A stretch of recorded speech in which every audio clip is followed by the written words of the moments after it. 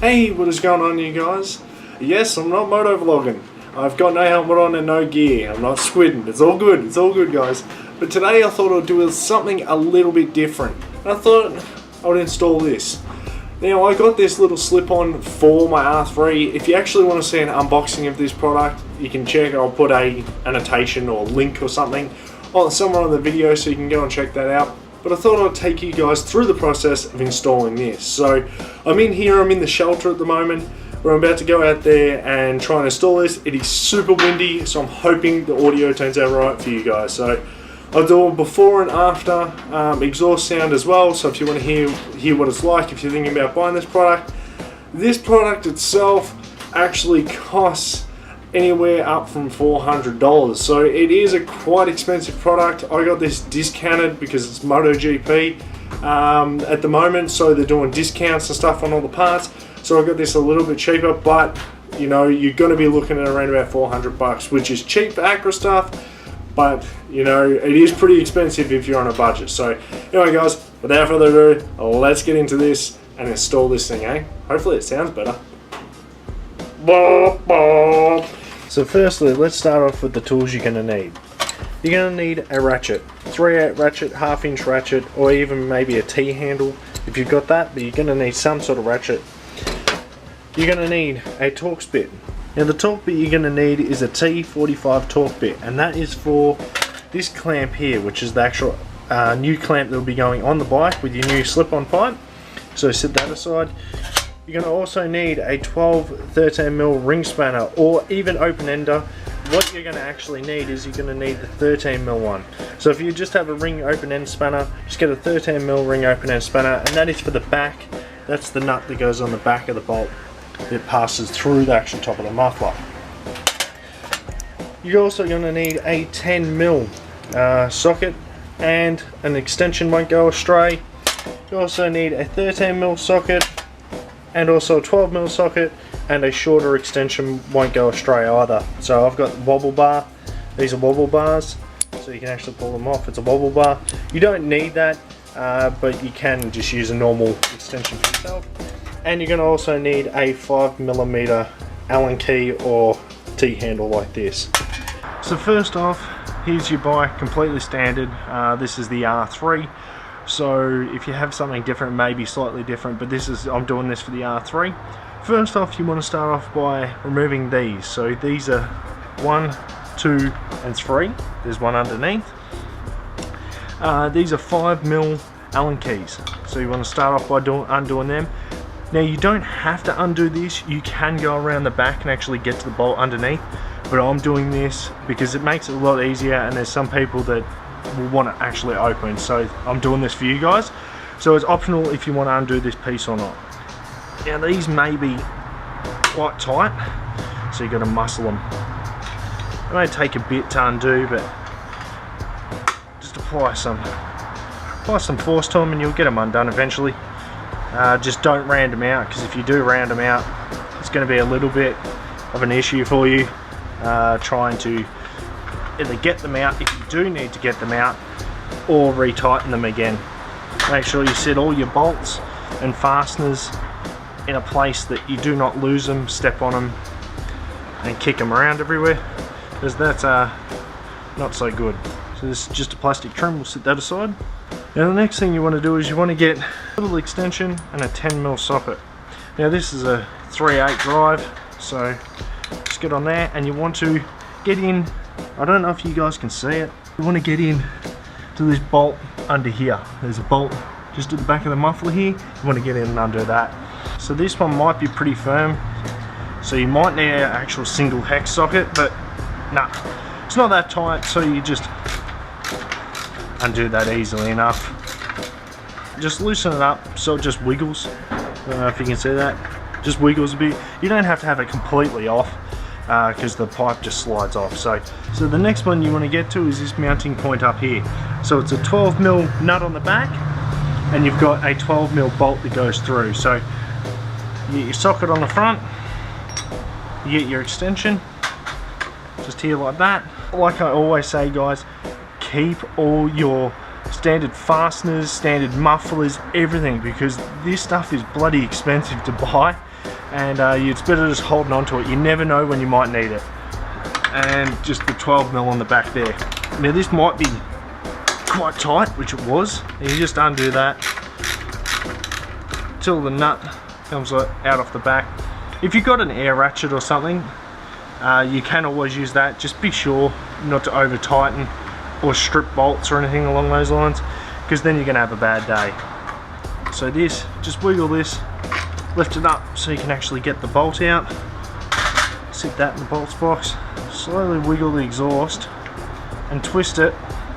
Be sure not to shake it too much, because you might actually knock your bike off the stand if you just got it resting on the stand like I do.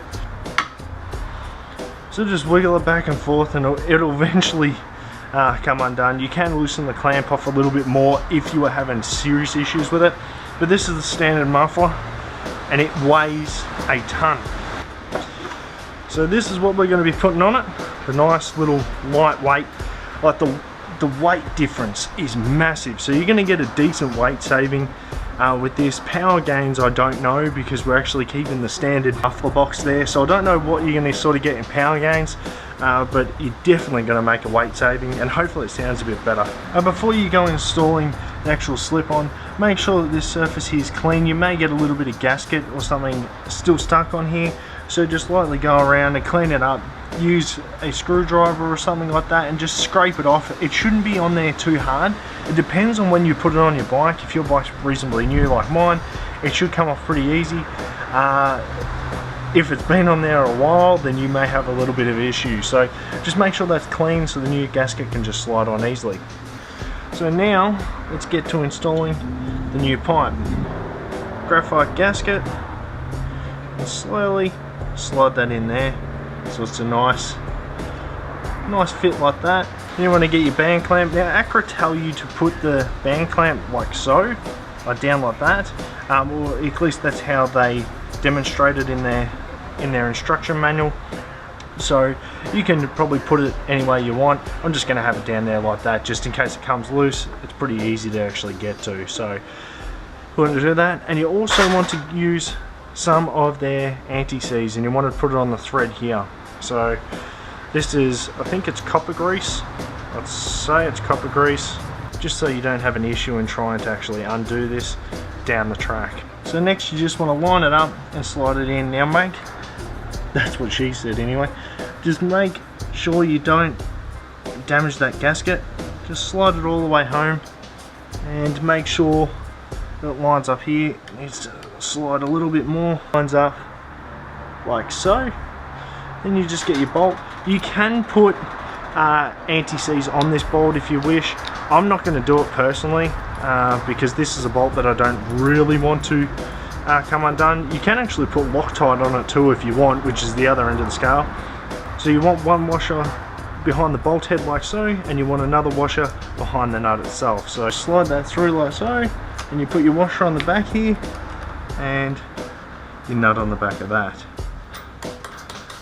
Make sure it's sitting pretty even and it looks pretty good and you're happy with it. Once you're happy with it, just get your spanner with your 13mm and your ratchet with your 12mm, and you just want to get the spanner in the back like so to hold that onto the nut. You may just want to start it by hand first, just so it's snug, then get your ratchet and just tighten it down the rest of the way. I found it was best to actually remove the extension for this part so I could get a good leverage on it. They do give you torque specs in the manual, so you can, if you're not confident with doing it up just by hand, you can use a torque wrench and it will tell you exactly when you're on the correct torque. So I just made sure that was firm and that was tight. What I recommend you do is just test fit this. And the reason for that is you don't want to tighten this all up and then realise that this trim won't go back on. So probably rotate this clamp around. Yeah, rotate the clamp like that. That looks a lot neater having it underneath like so. I know Acra told you to have it there, but provided it pulls up nicely and it's nice right on the crush zones, you should be fine. Next you just want to get your T45 Torx bit and your ratchet, and just slowly tighten it up. Now you just want to do this up until it's firm. You don't want to over tighten it. You don't want to crush this gasket. And most importantly, you don't want to break the clamp, because you break the clamp, you've got to try and source another one. So, or strip out the Torx bit underneath. So you make sure you're on it square, and you just do it up firm.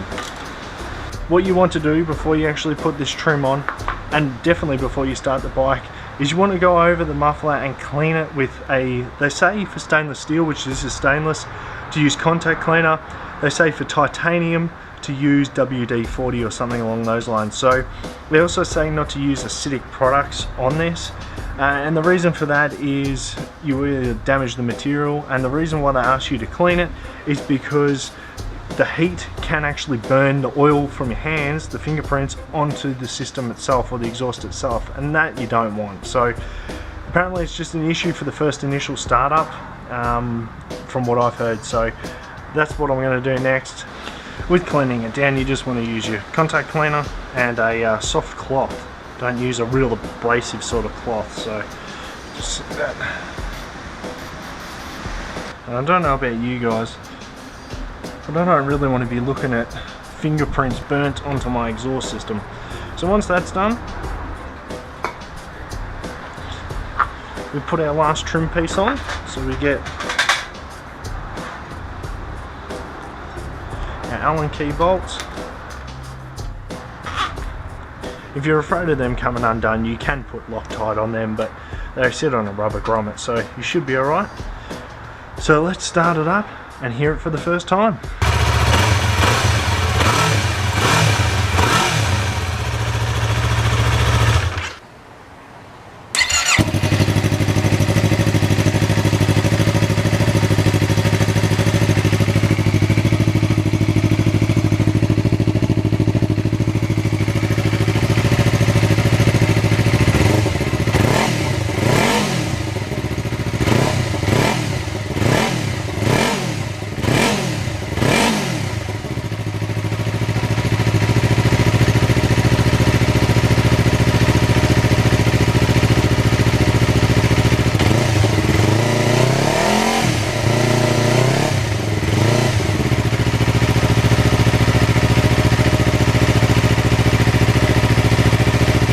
I'm pretty impressed with that. The sound of it and everything like that sounds a little bit more throaty. It's got more of a bark to it.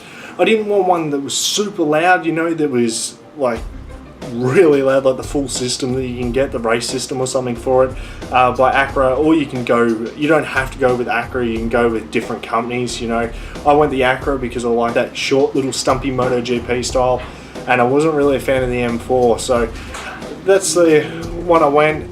Sounds pretty good. I'm going to have a comparison now. I haven't done it with a high-tech mic or anything like that, but it's just the same camera. I use the exact same camera to film the before and the after, so you get a good sort of comparison of what it's going to sound like and little bit differences. So anyway guys, if you like this, give it a huge thumbs up, go hammer it, means a lot to me. Also, if you want to see some more motovlogging stuff or some more awesome stuff, don't forget to hit that subscribe button. Don't forget to join the ride, subscribe. And until next time guys, peace.